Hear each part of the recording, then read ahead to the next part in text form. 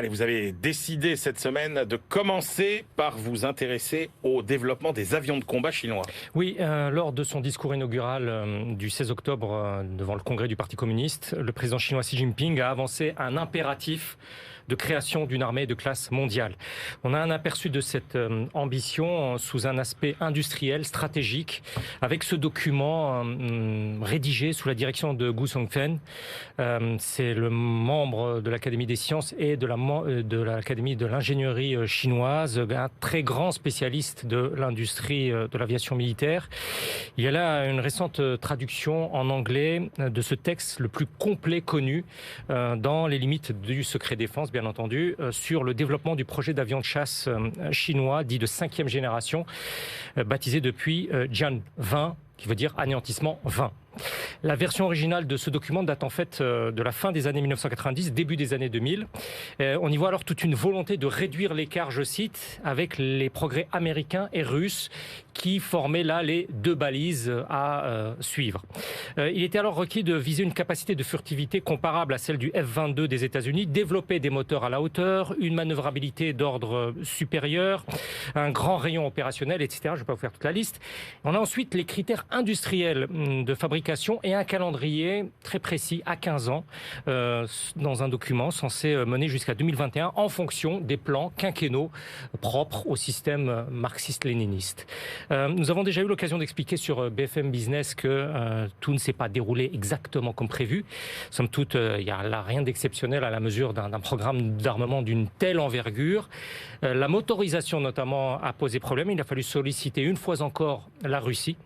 Mais ce document de l'intérieur, dont la revue de Diplomate qui est basée à Tokyo a publié aussi la version originale, demeure particulièrement instructif au regard de l'histoire militaire contemporaine. Ah, vous vous intéressez, Benahouda, ensuite à l'expérience des classes ouvrières avec la gauche au pouvoir en Amérique latine. Oui, alors on sait que le second tour de la présidentielle au Brésil va avoir lieu le 30 octobre, Ouais. Avec une possible victoire sur le fil du chef du Parti des travailleurs, Lula Inácio da Silva. Qu'est-ce que les classes ouvrières ont en fait obtenu ou non lorsque cet ouvrage de recherche très épais, très fait de l'agriculture, le Cedla à La Paz, en Bolivie, s'appuie sur l'expérience bolivienne. Le document qui s'appuie sur vraiment beaucoup de sources traite plus particulièrement des évolutions dans deux villes du temps du gouvernement d'Evo Morales, qui a été au pouvoir. C'est le président du mouvement pour le socialisme de 2006 à 2019. L'angle d'analyse est a priori tout à fait favorable, comme le titre l'indique, sans pour autant occulter ce qu'il est advenu. Et c'est à travers toute une démonstration que l'on saisit ici l'importance fondamentale d'une analyse non pas à l'échelle d'un État ou d'un continent, mais de territoire, de localité. Et cette transformation supposément par le bas qu'a voulu le mouvement pour le socialisme n'a pas été le même à Santa Cruz et à El Alto, qui sont les deux villes les plus peuplées du pays. À Santa Cruz, les relations pragmatiques, verticales, je cite, des catégories ouvrières avec l'État, se sont traduites par une continuité en fait par rapport au précédent pouvoir de droite. Elles n'ont jamais été capables, je cite, encore d'une mobilisation indépendante. Et à cet égard, Santa Cruz est restée à l'écart de ce mouvement. Alors qu'à El Alto, les catégories ouvrières étaient au préalable hautement mobilisées, indépendantes, mais le gouvernement a fini là aussi par intégrer leur organisation sociale locale, originale, pour les fondre dans la structure de l'État. L'État prend le dessus sur le mouvement ouvrier, quelle que soit la forme du pouvoir en place. Ce qui n'a pas empêché que la précarité, l'informalité et la pauvreté aient persisté, je cite toujours, pour une bonne partie de la classe laborieuse d'El Alto. Ah, passionnant de descendre à ce niveau concret d'expérience. Et alors, qu'est-ce qui se passe, Benahouda, en milieu de vie dans les nations riches?